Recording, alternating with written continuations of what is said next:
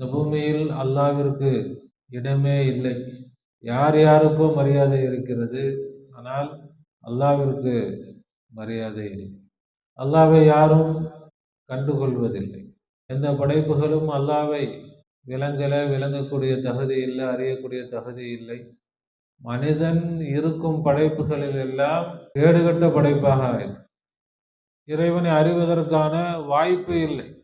எதை நோக்கி போகிறான் அதுவே தெரியல. ஆனால் பின்னால் வந்தவர்கள் அதையெல்லாம் மாற்றி எதுக்காக நபி பசங்க என்ன செஞ்சுட்டாங்க, எல்லாத்தையும் தூக்கி போட்டுட்டு துனியா துனியா இந்த தீனை துனியாவுக்காக மத வியாபாரிகள் ஆயிட்டாங்க. இந்த தீனை கொண்டு துனியாவை சேர்க்கக்கூடியவர்களாக ஆயிட்டாங்க. யாரும் அல்லாவை அறியவும் இல்லை, அல்லாவை மக்களுக்கு காட்டித்தரவும் இல்லை. அல்லாஹ் தான் நமக்கு முக்கியம். வேறு யாருக்கும் தராத சிறப்புகளை, பாக்கியங்களை, பொறுப்புகளை அல்லாஹாலா நமக்கு தந்திருக்கிறான். ஆன்மீகத்தை உலமாக்கள் பேசுறது இல்லை, ஷேகுமார்கள்ன்ற பேர்ல இருக்கிறவங்க பேசுறது இல்லை, துனியாவுடைய படிப்பை படித்திருக்கக்கூடிய டாக்டர்கள் பேசுறாங்க. எல்லா மதத்தில் இருக்கக்கூடிய மத வியாபாரிகள் பேசுறது இல்லை, கிறிஸ்தவ மதத்தில் இருக்கக்கூடிய பாதிரியார்கள் பேசுறது இல்லை. மக்களை குழப்பிக் கொண்டே இருக்கிறாங்க. அவர்களுடைய வருமானத்துக்கு ஏற்றது மாதிரி மட்டும் பேசுறாங்க. விளக்கத்தை கொடுக்கறது இல்லை, சத்தியத்தை சொல்லித்தரது இல்லை. அறியாமையில் முட்டாள்களாக வச்சிருக்கணும். யார் யாரெல்லாம் துனியாதாரிகள் இவங்க சொன்னாங்களோ அவங்களையெல்லாம் எல்லாம் பேச வச்சிருக்கோம். மதத்தின் பொறுப்புதாரிகள், இந்த மதத்துக்கு நாங்க தான் அத்தாரிட்டி, அப்படியெல்லாம் அவர்களுக்கு மதம் இல்லை. அல்லாவுக்கு மதம் கிடையாது. முஸ்லீமா இருந்தா உடனே சொர்க்கம், அதெல்லாம் கிடையாது. என்ன பண்ணாலும் அல்லாஹ் தஆலா அப்படியே சொர்க்கத்து நினைப்பு தான். எல்லா பிரிவுகளிலும் அடிப்படைவாதிகள் இருக்கிறாங்க, பழமைவாதிகள் இருக்கிறாங்க. நாங்க தான் சொர்க்கத்துக்கு போவோம், நாங்க தான் அல்லாஹ்வுடைய பக்கத்து வீட்டுக்காரங்க, நாங்க எங்க ஜமாத்துல சேர்ந்துட்டா கன்ஃபார்ம் டிக்கெட்டுங்க சொர்க்கத்துக்கு. அவங்க கூட்டமா இருக்கணும், அவ்வளவுதான். அவங்க கூட்டத்துல இருந்துட்டா ரைட், ஓகே. அல்லாஹ் தஆலா என்ன கிடையாது, முட்டாள் இல்லை. எந்த கூட்டமா இருந்தானே நீ என்ன பண்ண, ஓ மனசுல என்னை பத்தி என்ன நினைச்சிருந்தேன், அதுல எங்க அஜர்த்து பார்த்துக்கிட்டாங்க. அஜர்த்து பார்த்துக்கிட்டாரெல்லாம் இங்கேயோ வேலைக்கு ஆகாது. என் அறிவை நான் என்ன செஞ்சுட்டேன், எங்க தலைவருக்கு அடகு வச்சுட்டேன். இவங்க சொல்லிட்டாங்க இதெல்லாம் சைத்தானோடது. எதுப்பா சைத்தானோடது? அப்புறம் எல்லாம் முடிஞ்ச கடைசியில பார்த்தா இவரே உட்கார்ந்து இருப்பார். இவங்க என்ன செஞ்சிரு, உடனே பத்வா, போட்டா ஹராம். இன்னும் அந்த கிறுக்கு பிடிச்சி நிறைய இருக்கதான் செய்யுது. இதுலயுமே இவங்களுக்கு என்னதான் அவசரம் தான், சைத்தானை படைச்சு கொடுத்தான் வருவோம். நாங்க எதுக்கு இவர் சொல்றதை கேட்கணும், நாங்க எதுக்கு அவர் சொல்றதை கேட்கணும். இப்ப இவங்களுக்கு இப்போ தடுமாறுது. இன்னும் இவர்கள் சிக்குவாங்க.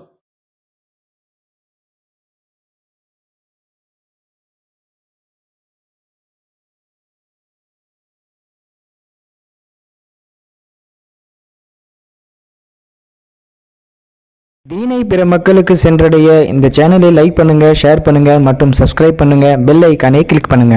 அல்ஹம்துலில்லாஹி ரப்பில் ஆலமீன். நஹ்மதுஹு வ நஸ்தஈனுஹு வ நஸ்தக்ஃபிருஹு வ நு'மினு பிஹி வ நதவக்கலு அலைஹி வ நஊது பில்லாஹி மின் ஷுரூரி அன்ஃபுஸினா வ மின் ஸய்யிஆத்தி அஅமாலினா. மன் யஹ்திஹில்லாஹு ஃபலா முضில்ல லஹு வ மன் யுضلل ஃபலா ஹாதிய லஹு. ونشهد أن لا إله إلا الله وحده لا شريك له ونشهد أن سيدنا ومولانا محمدا عبده ورسوله أرسله بالحق بشيرا ونذيرا وداعيا إلى الله بإذنه وسراجا منيرا. أما بعد، فقد قال الله تعالى في شأن حبيبه: أعوذ بالله من الشيطان الرجيم، بسم الله الرحمن الرحيم. إن الله وملائكته يصلون على النبي يا أيها الذين آمنوا صلوا عليه وسلموا تسليما. اللهم صل على سيدنا وشفيعنا وحبيبنا ومولانا محمد وعلى آل سيدنا ونبينا ومولانا محمد وبارك وسلم. اللهم صل على سيدنا وشفيعنا وحبيبنا ومولانا محمد وعلى آل سيدنا ونبينا ومولانا محمد وبارك وسلم. اللهم صل على سيدنا وشفيعنا وحبيبنا ومولانا محمد وعلى آل سيدنا ونبينا ومولانا محمد وبارك وسلم. وصل على جميع الأنبياء والمرسلين والملائكة المقربين والحمد لله رب العالمين.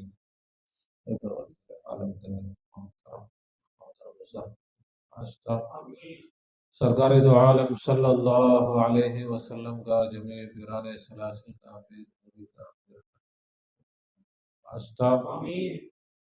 या अल्लाह हम सबको मग़फ़िरत फरमा, हम सबको मग़फ़िरत फरमा, हम सबको इल्म नाफ़िअ इनायत फरमा, कहने सुनने समझने और उस पर अमल करने की आला सलाहियत व तौफ़ीक़ इनायत फरमा बिजाहि सय्यदना मुहम्मद मुस्तफ़ा सल्लल्लाहु अलैहि वसल्लम. கண்ணியமிக்க பெரியோர்களே, சகோதரர்களே, தாய்மார்களே, சகோதரிகளே, அல்லாஹ் சுப்ஹானஹு வ தஆலா தன்னுடைய எல்லையில்லாத கருணையினால் நம்மை அவனது ஹபீப் உலகத்தின் இரட்சகர் அன்மை நாயகம் முஹம்மது முஸ்தபா ஸல்லல்லாஹு அலைஹி வஸல்லம் அன்னவர்களுடைய கைரு உம்மத்திலே படைத்திருக்கிறான். அல்ஹம்துலில்லாஹ், அதில் நமக்கு சந்தோஷத்தையும் பெருமிதத்தையும் தந்திருக்கிறான். அல்ஹம்துலில்லாஹ்.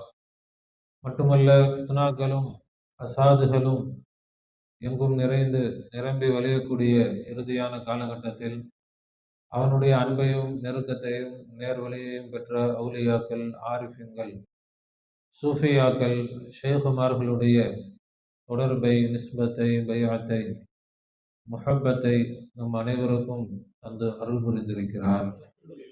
அல்ஹம்துலில்லாஹ் சும்மா அல்ஹம்துலில்லாஹ். எல்லோரும் திக்ரிலே கவனம் செலுத்தி திக்ரோடும் ஷுக்ரோடும் இருந்து கலிமாத்துகளை அல்லாஹ் தாலாவுடைய இந்த பூமியில் அல்லாஹ்வை அறிந்து கொண்டவர்கள், அறிய வேண்டும் என்று ஆசைப்படுபவர்கள் மிக மிக குறைவு. இந்த பூமியில் அல்லாஹ்விற்கு இடமே இல்லை. இந்த துனியாவில் காசு பணத்திற்கு தான் மரியாதை, பட்டம் பதவிகளுக்கு மரியாதை, யார் யாருக்கோ மரியாதை இருக்கிறது. ஆனால் அல்லாஹ்விற்கு மரியாதை இல்லை. அல்லாஹ்வை யாரும் கண்டுகொள்வதில்லை.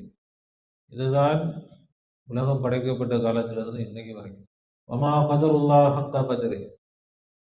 எந்த படைப்புகளும் அல்லாஹ்வை விளங்கக்கூடிய தகுதி இல்லை, அறியக்கூடிய தகுதி இல்லை. எவ்வளவோ படைப்புகளை ஜின்களை படைத்தான், மலக்குகளை படைத்தான். யாரும் அல்லாஹ்வை முழுமையாக அறிந்து அல்லாஹ்வை வெளிப்படுத்தக்கூடிய தகுதி பெற்றவர்களாக இல்லை. அதற்கு பிறகுதான் அல்லாஹ் மனிதன் எவ்வளவுதான் தவறு செய்பவனாக இருந்தாலும், குழப்பம் செய்பவனாக இருந்தாலும், கொலை குற்றங்கள் செய்பவனாக இருந்தாலும், இரத்தத்தை ஓட்டுபவனாக இருந்தாலும், அவன்தான் என்னை விளங்க முடியும், என்னை அறிய முடியும், என்னை வெளிக்காட்ட முடியும் என்பதற்காக அல்லாஹ் தஆலா மனுஷனை படைச்சான். ஆனா மனிதன் இருக்கும் படைப்புகளில் எல்லாம் கேடுகட்ட படைப்பாக ஆயிடும். மற்ற படைப்புகள் அதற்கு தகுதி இல்லை, அதற்கு இறைவனை அறிவதற்கான வாய்ப்பு இல்லை. அதனால் மற்ற படைப்புகள் அறியலை. ஆனால் மனிதன் அல்லாஹ் தஆலா எல்லா தகுதிகளையும் எல்லா அறிவையும் கொடுத்து இந்த பூமியில் படைச்சார். எதை நோக்கி போகிறான் அதுவே தெரியல. ஒவ்வொருவரும் நபிமார்கள் தீனை கொண்டு வந்து கொடுத்தார். இதற்காக எத்தனையோ நபிமார்கள் வந்தார்கள், அவர்கள் அல்லாஹ்வை பற்றி சொன்னார்கள். ஆனால் பின்னால் வந்தவர்கள் அதையெல்லாம் மாற்றி எதுக்காக நபி வந்தார்களோ அதையே தலைகீழாக மாற்றி போட்டார். நபி ஸல்லல்லாஹு அலைஹி வஸல்லம் அவர்களுடைய நிலையும் அதுதான். அவர்களும் வந்தார்கள், சத்திய தீனை சொன்னார்கள், அல்லாஹ்வை பற்றி உள்ள எல்லா ஞானங்களையும், முழுமையான ஞானங்களை கொடுத்தார், அல்லாஹ்வையே காட்டி கொடுத்தார்கள். ஆனா பசங்க என்ன செஞ்சுட்டாங்க, எல்லாத்தையும் தூக்கி போட்டுட்டு துனியா துனியா. இல்லை, எத்தனையோ மார்க்க அறிஞர்கள் இருக்கிறாங்களே, ஆன்மீக ஞானிகள் இருக்கிறாங்களே, எல்லோரும் இந்த தீனை துனியாவுக்காக மத வியாபாரிகள் ஆயிட்டாங்க. இந்த தீனை கொண்டு துனியாவை சேர்க்கக்கூடியவர்களாக ஆயிட்டாங்க. யாரும் அல்லாவை அறியவும் இல்லை, அல்லாவை மக்களுக்கு காட்டி தரவும் இல்லை. இல்ல மாஷா அல்லாஹ், ஏதோ மூலையில அங்க அங்க ஒண்ணு இங்க ஒண்ணுமா இருக்கலாம். அல்லாஹ்வுடைய கிருபையில் அல்லாஹ் தஆலா அந்த ஒரு கவலை, அந்த ஒரு ஆசை, எல்லா மக்களும் அல்லாவை அறிந்து கொள்ளணும், எல்லா மக்களும் அல்லாவை புரிந்து கொள்ள வேண்டும், எல்லா மக்களும் அல்லாஹ்வுடைய நோக்கத்தை பூர்த்தி செய்ய வேண்டும், அல்லாவை சந்தோஷப்படுத்த வேண்டும் என்ற ஆசையை, ஆர்வத்தை, அதை நோக்கிய பயணத்தை அல்லாஹ் தஆலா நமக்கு சின்ன வயதிலிருந்தே கொடுத்தார். அல்லாஹ்வுடைய கிருபையினால் துனியாவை நோக்கி, காசு பணத்தை நோக்கி, பட்டங்களை நோக்கி, பதவிகளை நோக்கி, அதிகாரத்தை நோக்கி, சொத்து சுகங்களை நோக்கி நம்முடைய பயணம் அமைந்து விடாமல் அல்லாஹ் நம்மை பாதுகாத்தான். துனியாவையும் நம்ம பெருசா நினைக்கல, ஆகிரத்தையும் நம்ம பெருசா நினைக்கல. அல்லாஹ் அல்லாஹ் தான் நமக்கு முக்கியம் என்ற உணர்வை எல்லா நபிமார்களுக்கும் எப்படி அல்லாஹ் கொடுத்தானோ, எல்லா வலிமார்கள் அவுலியாக்களுக்கு கொடுத்தானோ, அதே பாதையில் இன்று நேற்று அல்ல, சின்ன வயதிலிருந்தே அந்த நோக்கத்திலேயே அல்லாஹ் நம்மை வழி நடத்தி கொண்டு வந்து கொண்டிருக்கிறான். அதனால் அல்லாஹ் தஆலா வேறு யாருக்கும் தராத சிறப்புகளை, பாக்கியங்களை, பொறுப்புகளை, இது வெறும் சிறப்பு மட்டுமல்ல, பொறுப்பு, மிக பெரும் பொறுப்புகளை அல்லாஹ் தஆலா நமக்கு தந்திருக்கிறான். அல்லாஹ் தஆலா அந்த பொறுப்பை பூர்த்தியாக்குவதற்கு தௌஃபீக் செய்வானாக. யூடியூப்ல ஒருத்தர் டாக்டர் விக்னேஷ் சங்கர்னு சொல்லிட்டு யதார்த்தமா அவரோட ஒரு வீடியோ, நிறைய இன்னைக்கு ஆன்மீகத்தை உலமாக்கள் பேசுறது இல்லை, ஷேகுமார்கள்ன்ற பேர்ல இருக்கிறவங்க பேசுறது இல்லை. ஆனால் இன்று துனியாவுடைய படிப்பை படித்திருக்கக்கூடிய டாக்டர்கள் பேசுறாங்க, இன்ஜினியர்கள் பேசுறாங்க, எல்லா மதத்தவர்களும், எல்லா மதத்தில் இருக்கக்கூடிய நல்ல மக்கள் எல்லாம் பேச ஆரம்பிக்கிறாங்க. எல்லா மதத்தில் இருக்கக்கூடிய மத வியாபாரிகள் பேசுறது இல்லை. எந்த மதத்துல இருக்கக்கூடிய, இந்து மதத்துல இருக்கக்கூடிய சாமியார்கள் பேசுறது இல்லை, கிறிஸ்தவ மதத்துல இருக்கக்கூடிய பாதிரியார்கள் பேசுறது இல்லை. மக்களை குழப்பிக் கொண்டே இருக்கிறாங்க, குழப்பத்திலேயே வச்சிருக்கிறாங்க. அவர்களுடைய வருமானத்துக்கு ஏற்றது மாதிரி மட்டும் பேசுறாங்க. எதை பேசினா வருமானம் வருமோ அதை மட்டும் தான் பேசுறாங்க. இப்ப எந்த மதத்துடைய மத தலைவர்களும் மக்களுக்கு விளக்கத்தை கொடுக்கறது இல்லை, சத்தியத்தை சொல்லித் தர்றது இல்லை. என்ன செய்யறாங்க? மக்களை குழப்பத்திலே வச்சிருக்கணும், மக்களை சிந்திக்க விடக்கூடாது. எதையாவது பழைய புராணங்களை சொல்லி, பழைய கதைகளை சொல்லி, அப்படியே மக்களை ஒரு விதமான அறியாமையில் முட்டாள்களாக வச்சிருக்கணும்.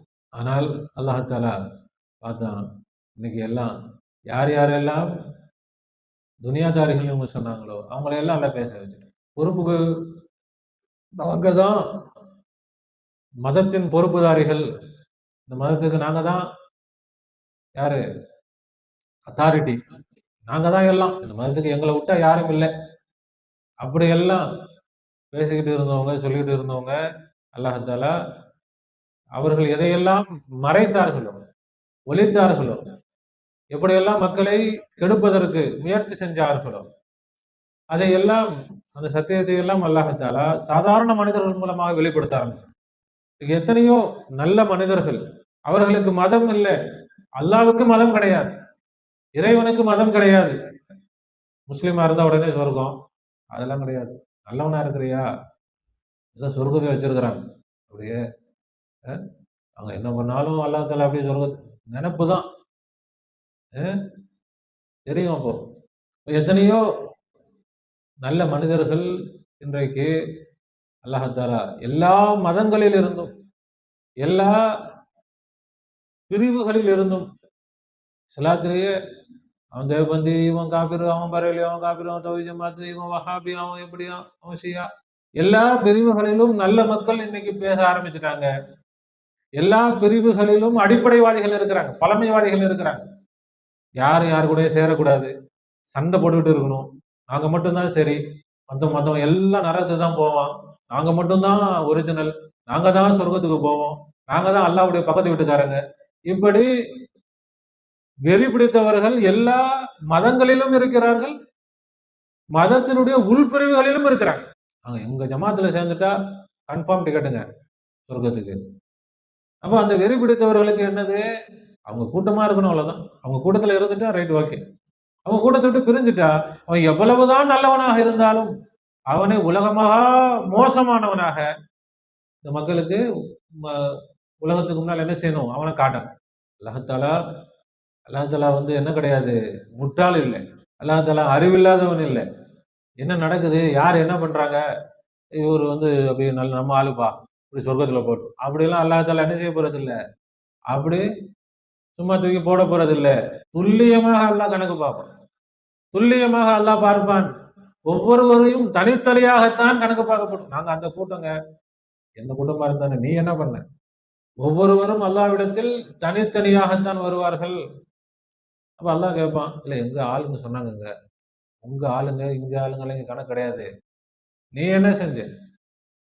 நீ என்ன நம்பி இருந்தாய்? நீ என்ன விளங்கி இருந்த? ஓ மனசுல என்னை பத்தி என்ன நினைச்சிருந்த? என்ன எந்த அளவுக்கு விளங்கி இருந்த? என்ன எந்த அளவுக்கு வணங்குன? என்ன எந்த அளவுக்கு நேசித்தாய்? என்ன எந்த அளவுக்கு அறிந்து கொண்டாய்? என்னுடைய ரசூலை எந்த அளவுக்கு அறிஞ்சுக்கிட்டேன்? என்னுடைய தீனை எந்த அளவுக்கு? அதுல எங்க அஜர்த்து பாத்துக்கிட்டாங்க. அஜர்த்து பாத்துக்கிட்டாரெல்லாம் இங்கே வேலைக்கு ஆகாது. அஜர்த்து சொல்றதெல்லாம் இல்ல, எங்க ஷேഖ് இல்லை.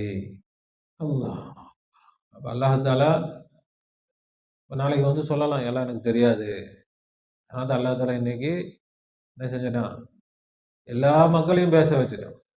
எல்லோரும் யார் நன்மையை விரும்புகிறார்களோ அவர்கள் நன்மையை அறிந்து கொள்ளக்கூடிய எல்லா வழிகளையும் எல்லாம் திறந்து வச்சுட்டான்.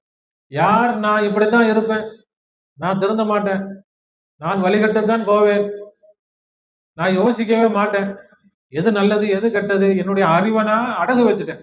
என் அறிவை நான் என்ன செஞ்சுட்டேன்? எங்க தலைவருக்கு அடகு வச்சுட்டேன், எங்க கூட்டத்துக்கு அடகு வச்சுட்டேன்.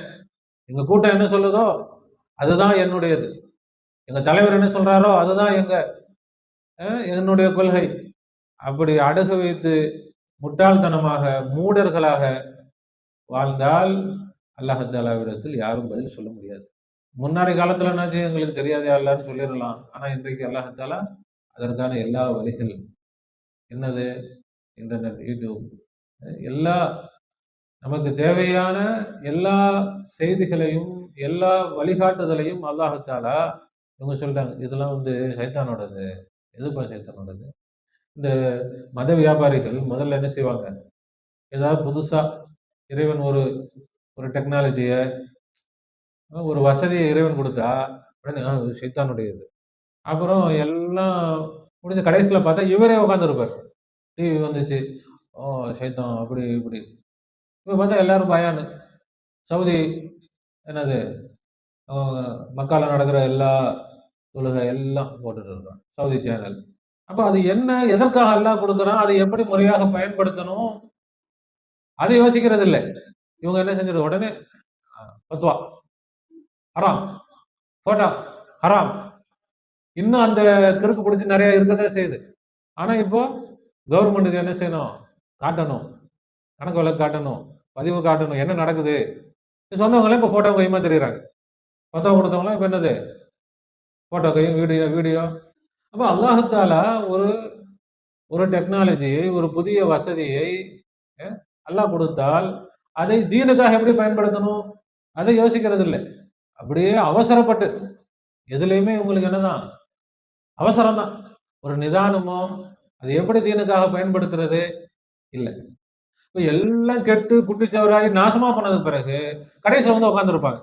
முதல்ல வந்திருந்தா எப்போ ஒரு புதிய டெக்னாலஜி வருதோ அப்பவே என்ன செஞ்சிடணும், அதை தீனுக்காக அல்லாஹ்வுக்காக பயன்படுத்திக்கணும்.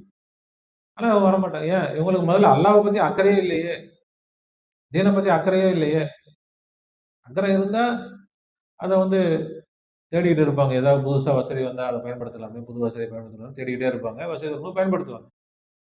அக்கறையே இல்லாதவங்களுக்கு இருக்கிற வண்டி நல்லா ஓடிட்டு இருக்கு, நம்ம வண்டி எதுக்கு புதுசா போகணும், இந்த இந்த இதை கரெக்டா தானே போயிட்டு இருக்குது, உங்க இது கரெக்டா போயிட்டு இருக்கு, என்ன அது உங்க வருமானம் உங்களுடைய வரும்படி கரெக்டா போயிட்டு இருக்குது, அதனால எல்லாம் கரெக்டா இருக்குதா?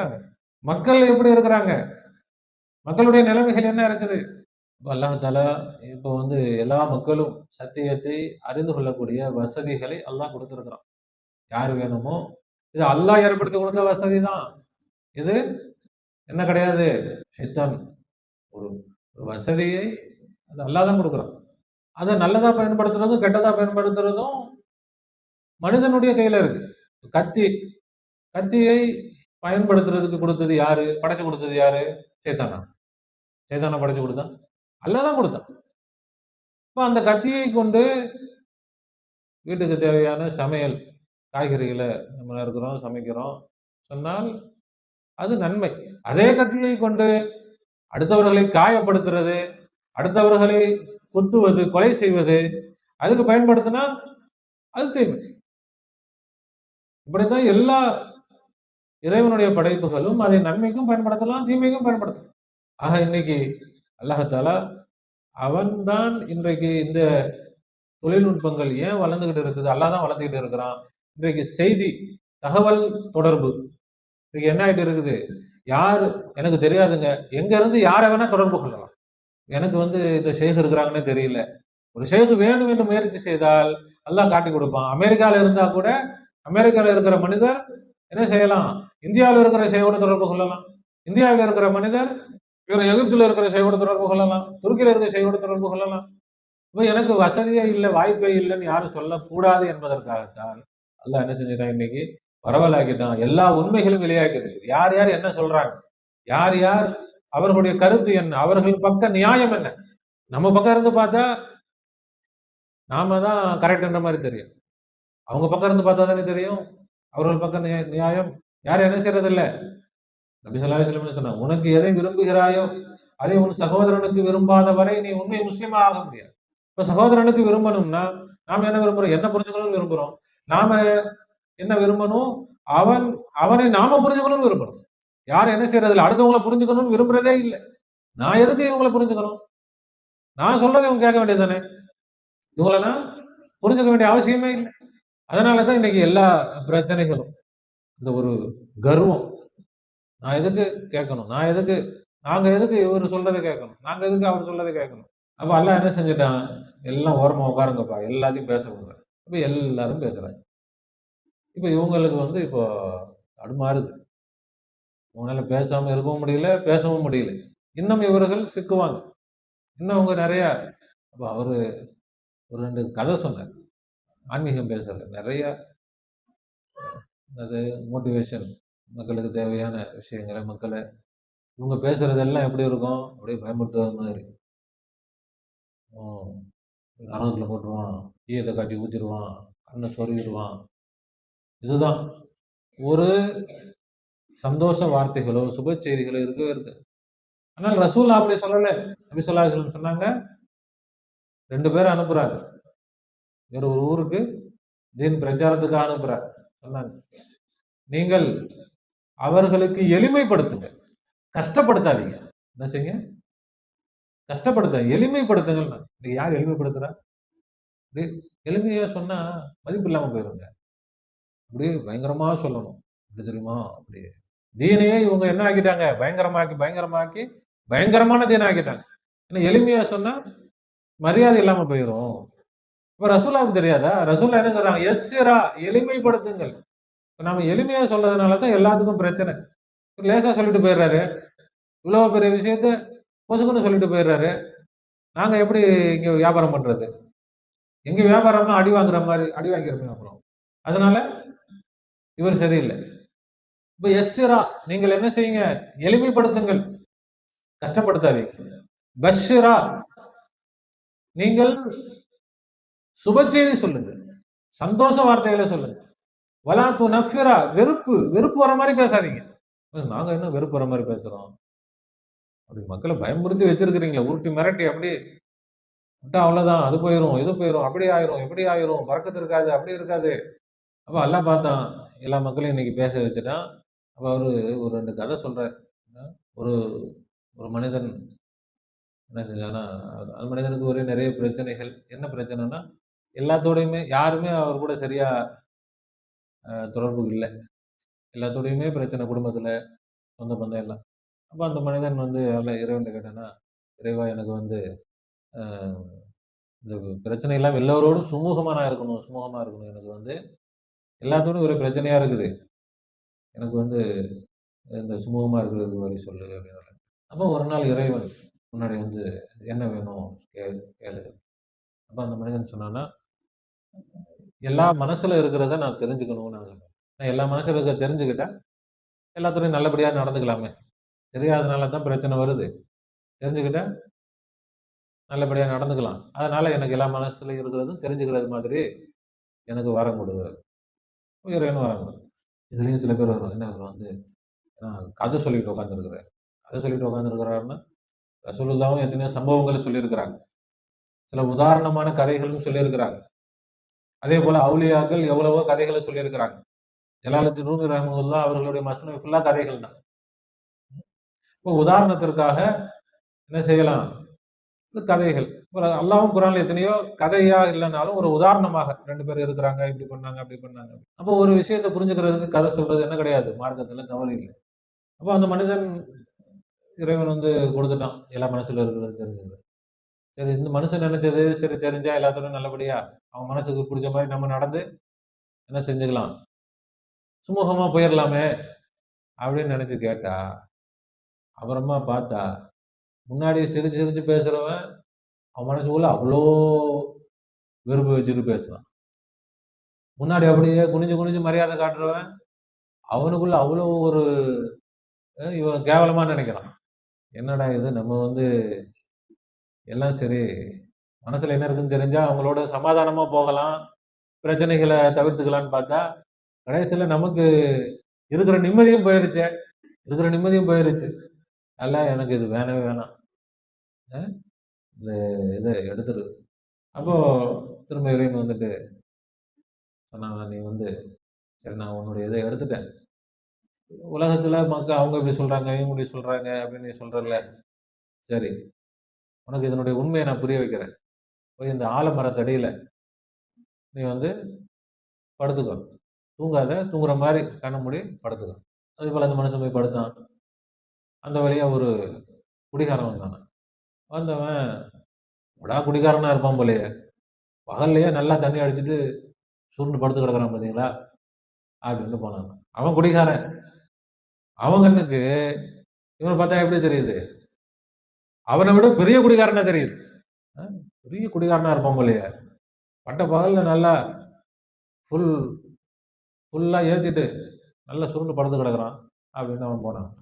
பின்னாடி ஒருத்தன் திருடன் வந்தானாம். அவன் பார்த்துட்டு நைட்ல நெறைய வேலை பார்த்துருப்பான் போலயே! பல வீடுகள்ல அ ஆடைய போட்டுட்டு கடைசியில இங்க வந்து படுத்து கிடக்குறான் மரத்தடியில. நம்மளோட பெரிய திருடனா இருப்பான் போலயே இவன். அப்படின்னு. அப்புறமா ஒருத்தன் உடம்பு சரியில்லாதவன் வந்தானாம். அவன் வந்துட்டு பெரிய நோயாளியா இருப்பான் போலயே இவன். அ நான் தான் நோயாளின்னு நெனச்சேன். என்ன விட பெரிய நோயாளியா இருப்பான் போலயே. இப்படி பட்ட பகல்ல வந்துட்டு மரத்தடியில இப்படி வந்து சுருண்டு படுத்துட்டு கிடக்குறான். என்ன உடம்புக்கு என்னன்னு தெரியல இவன். பெரிய நோயாளி போல இவன். அப்படின்னு. அதுக்கு பிறகு ஒரு ஒரு இறை ஞானி வந்தாராம். ஒரு துறவி வந்தாராம் அந்த பக்கமா. வந்துட்டு சொன்னாரு, "உலகத்தையே துறந்த முற்றும் துறந்த முனிவரா இருப்பார் போலயே இவரு. அ இப்படி வந்து எந்த கவலையும் இல்லாம மரத்தடியில அவர் பாட்டுக்கு அமைதியா தூங்குறத பார்த்தா, பெரிய ஞானியா இருப்பார் போலயே இவரு." அப்படின்னு சொல்லிட்டு போனாரு. அதுக்கு பிறகு இறைவன் அந்த மனுஷனை எழுப்பி, "பாத்தியா? உலகத்துல வந்து நீ நினைக்கிற அவங்கள திருப்திப்படுத்தலாம், இவங்கள திருப்திப்படுத்தலாம், அவங்கள சமாதானப்படுத்தலாம், இவங்கள சமாதானப்படுத்தலாம். மனசுல அவங்க மனசுல என்ன நினைக்கிறான்னு தெரிஞ்சு சமாதானப்படுத்தலாம்ன்னு நினைச்ச. மனசுல பார்த்தா வெளியில இருக்கிறத விட பயங்கரமான குப்பை உள்ள கிடக்குது. அ சரி வெளிய இருக்கிறதுனாச்சும் உண்மையான்னு பார்த்தா, அதுவும் எப்படி இருக்கு பாத்தியா? எல்லாம் வந்து அவன மாரி தான் நினைக்கிறான். அவன் திருடனா இருந்துகிட்டு, போற வரவங்கலாம் இவன் தான் பெரிய திருடன். இவன் குடிகாரனா இருந்துட்டு, அவன் என்ன நினைக்கிறான்? அப்ப ஒவ்வொருத்தனும் அவன மாரி தான் அடுத்தவன் நினைப்பான். நல்லவன் எப்படி நினைப்பான்? நம்மள விட பெரிய நல்லவரா இருப்பார் போலயே! அப்படின்னு தான் நினைப்பான்.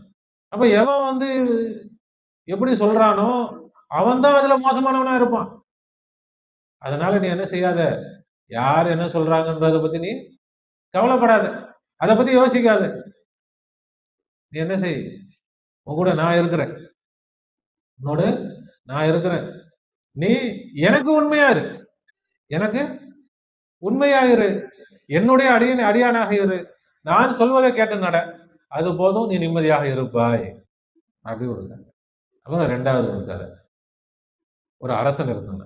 அந்த அரசன் வந்து மந்திரிட்ட ஒரு நாள் சொன்னானா, நம்ம நாட்டுல ஒழுக்கமான 5 இளைஞர்களை கூட்டிட்டு வா.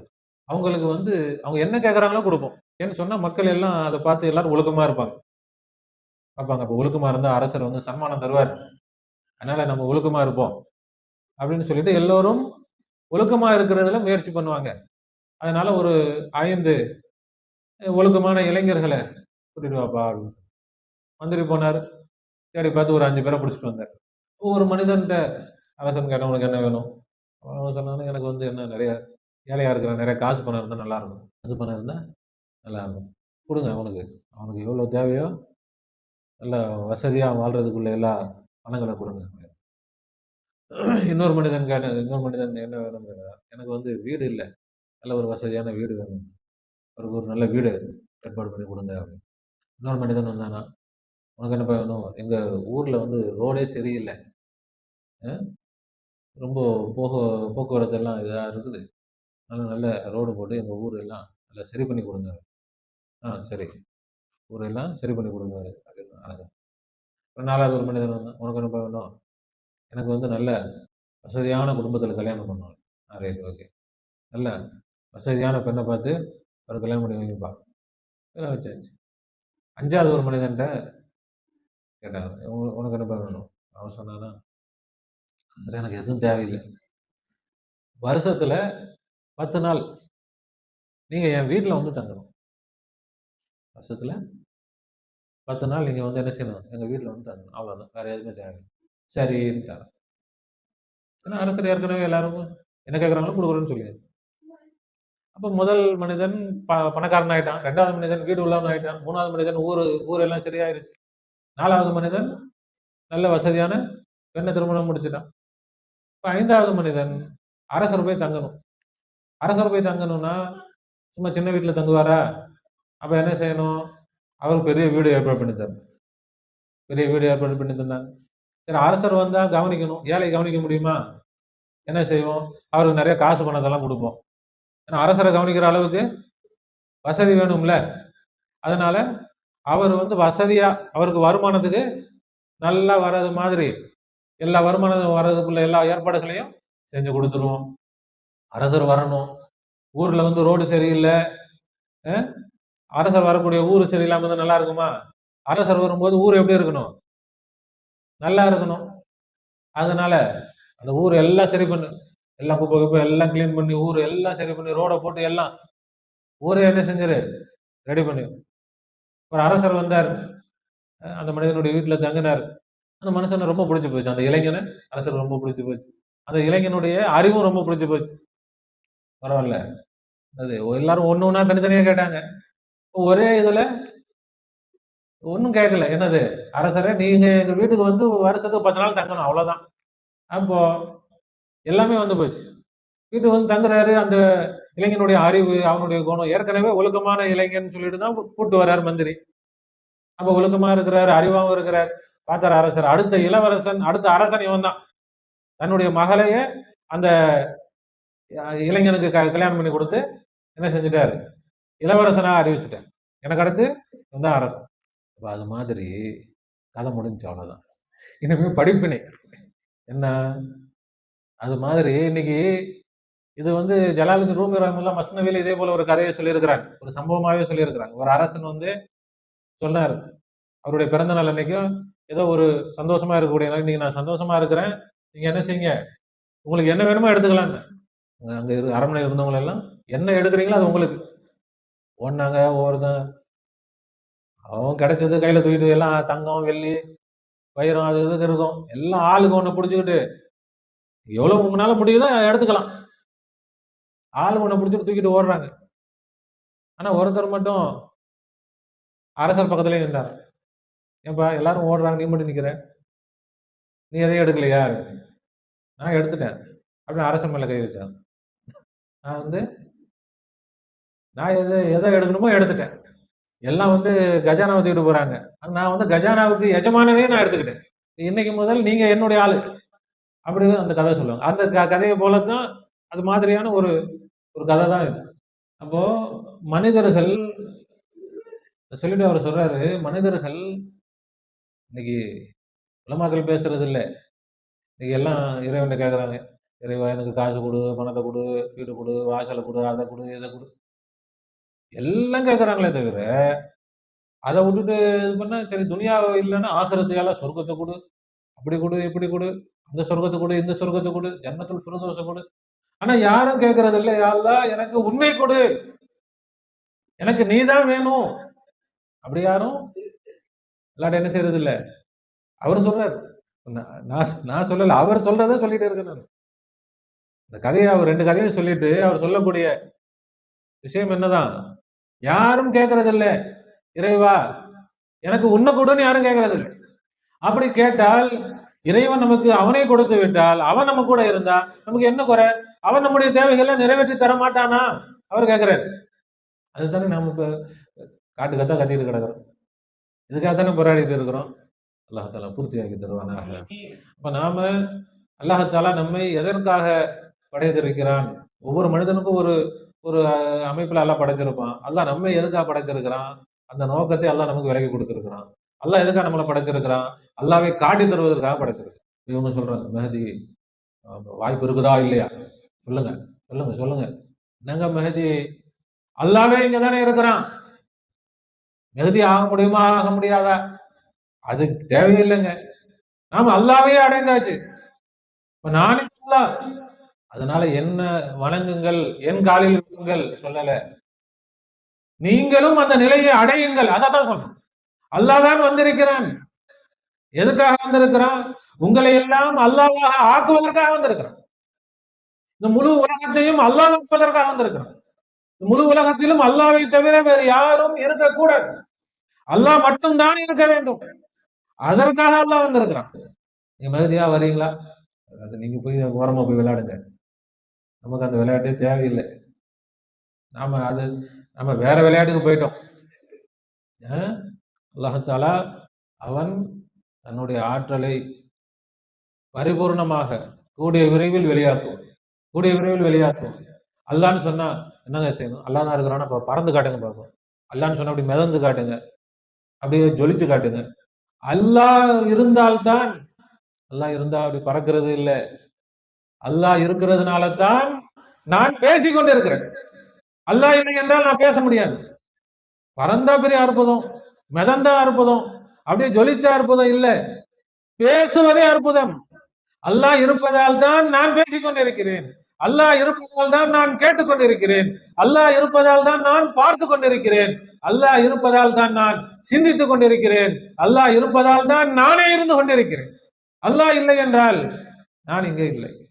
அல்லாஹ் எதற்காக வந்திருக்கிறான்?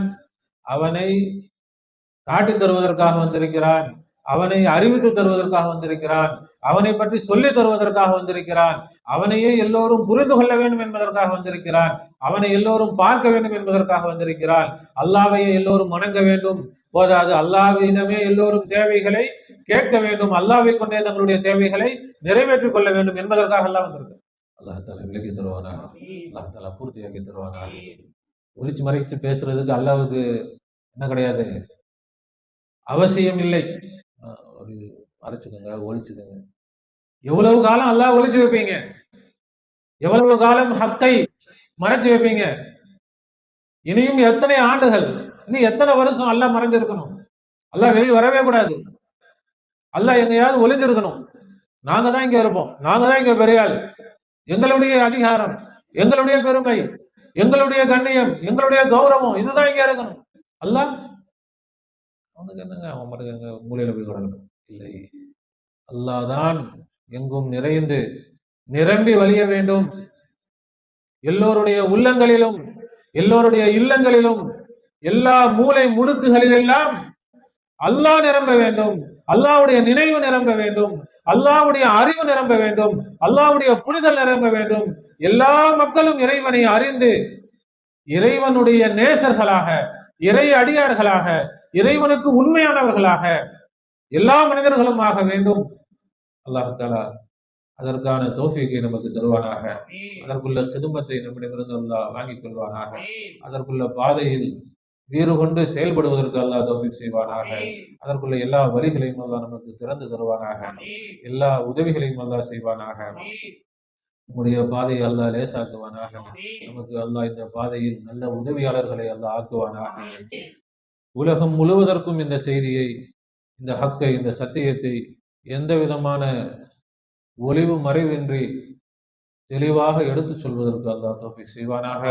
ரப்பனா ظلمنا أنفسنا وإن لم تغفر لنا وترحمنا لنكونن من الخاسرين. ربنا لا تزغ قلوبنا بعد إذ هديتنا وهب لنا من لدنك رحمة إنك أنت الوهاب. وفوض أمري إلى الله إن الله بصير بالعباد. حسبنا الله ونعم الوكيل، نعم المولى ونعم النصير.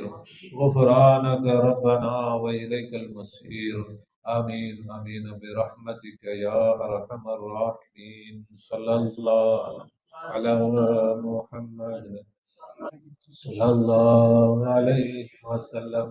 صلى الله على محمد صلى الله عليه وسلم. صلى الله على محمد. يا ربي صل عليه وسلم. السلام عليكم ورحمة الله وبركاته.